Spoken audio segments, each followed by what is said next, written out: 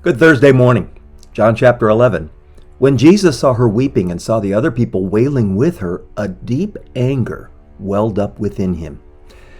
Having been a pastor all my adult life, I've preached my share of funerals.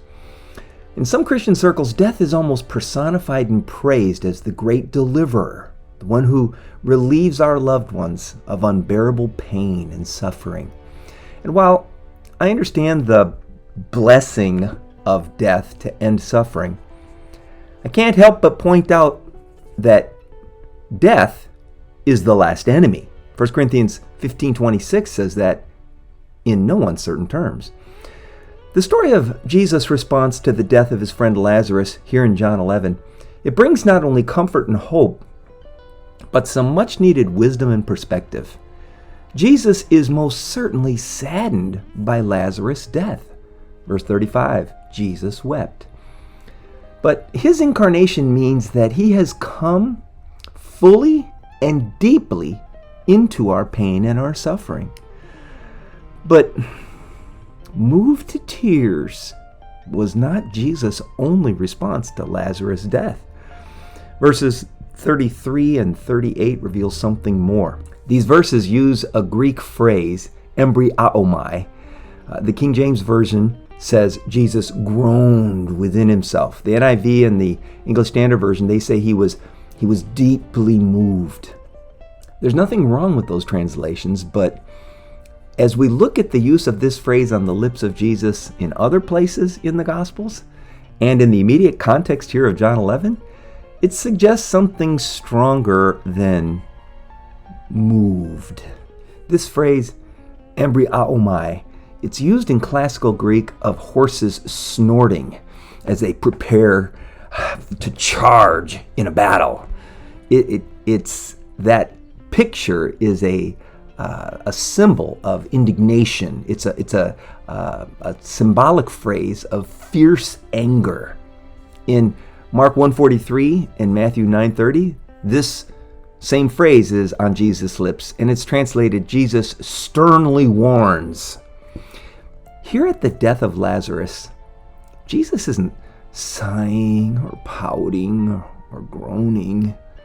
This word indicates anger to the point of rage.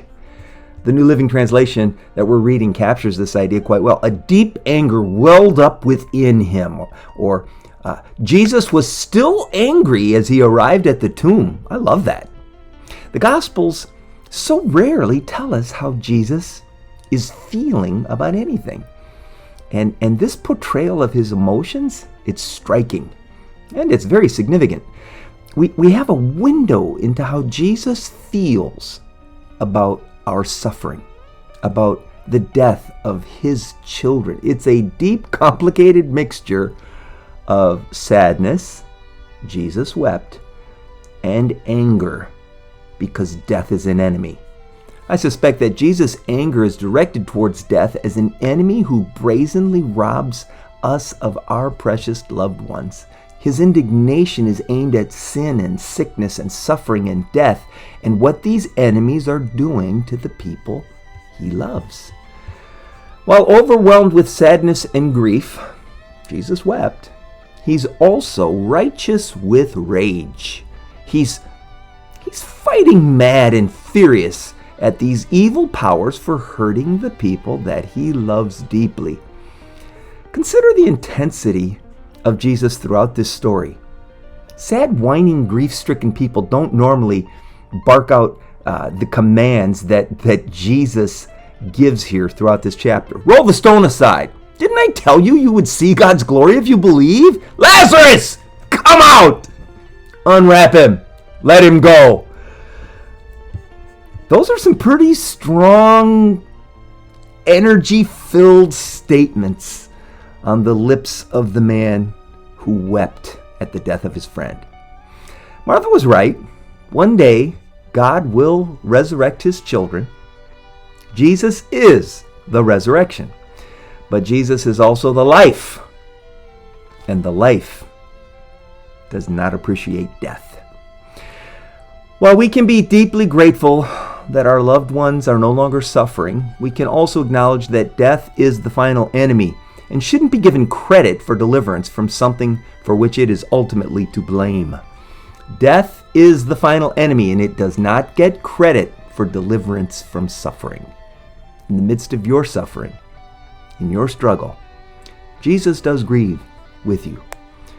But your loss not only grieves Jesus, it also angers him deeply.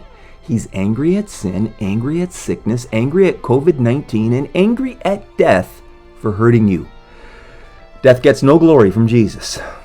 His taking Lazarus from death is a picture of what he has planned for all of his children in our hopeful future. When this emotional roller coaster that you're riding comes to an end, please exit to the left. In the meantime, hang on. I'll see you tomorrow.